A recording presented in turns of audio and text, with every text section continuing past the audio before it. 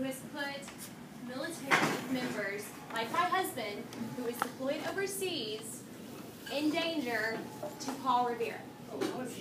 Well, let's ask. If you ask people in the military intelligence community if they consider him a whistleblower or they consider him a traitor, I can tell you overwhelmingly they consider him a traitor. That anecdotal evidence is invalid.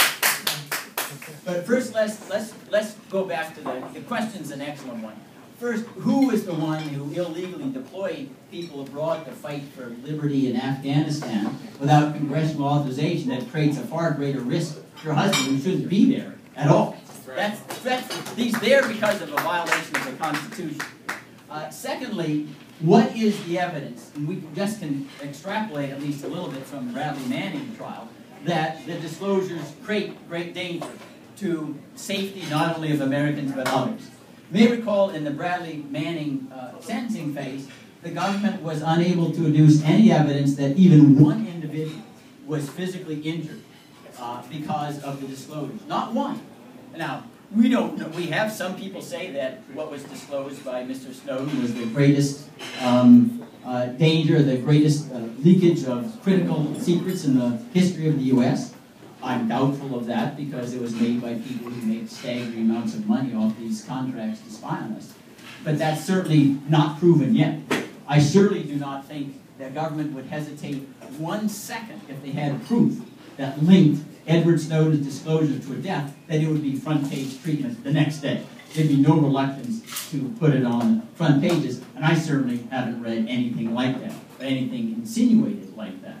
So that's how I'd respond to the young lady. She has legitimate concerns, but I think the greater crime was flouting the Constitution and sending people to fight unconstitutional wars, not for our liberty, but for people who have no loyalty to the United States whatsoever and never will. We'll go to Charles. I think your comments completely dismissing of the military. I'm rather offended, and the young lady was so offended she's not even here because she had to walk out and offended her so much. I would like to request you formally write her a letter of apology and get it. First, she's got a right to free speech like I do. And part of the United States is that you defend free speech. You defend free speech.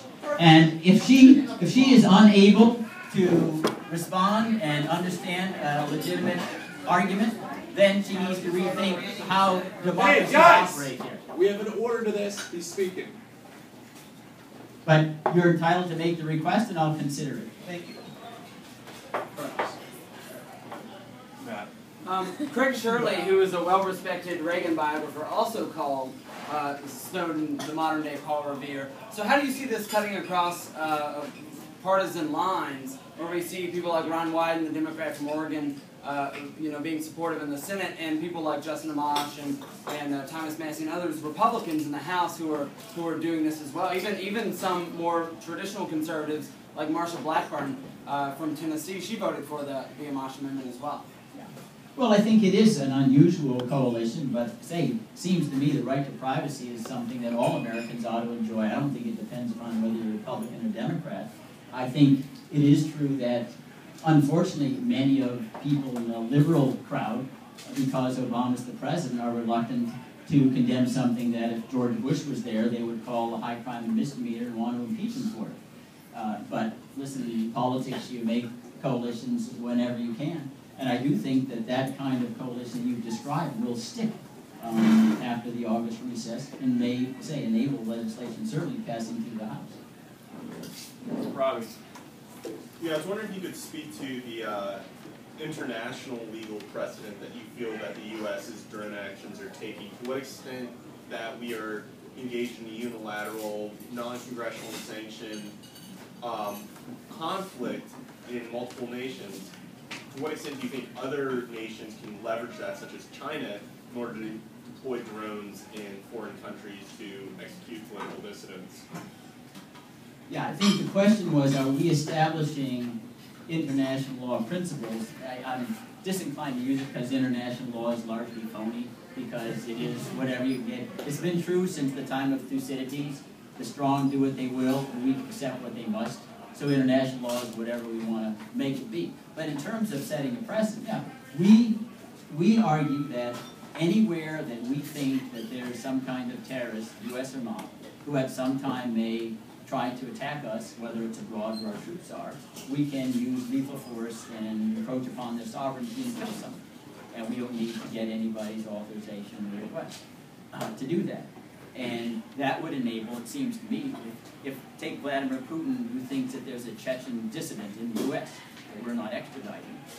He believes that the Chechens are trying to disassemble the Soviet or the Russian Republic. He could go say, as long as you get away with it, then he could use a predator drone and pay. You're not extraditing him. We think that he's threatening our country. He's an imminent threat, so we'll just kill him directly. I mean, in some degree, they've already done that. The issue with Putin and Litvinenko, he was a dissident from Russia who was in London, and they ended up with polonium 210 or 211. They poisoned him, and he died. And that was a big outrage there. Well, how could Vladimir Putin authorize the assassination of somebody who was just a dissident? But the principle doesn't really have any stopping point.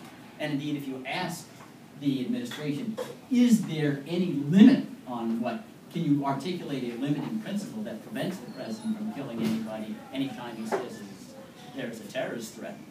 There's no answer. We have a question from Evan. Yeah. Well, I just want to say, I think your point about not having, the government assume that someone's guilty before they've been convicted of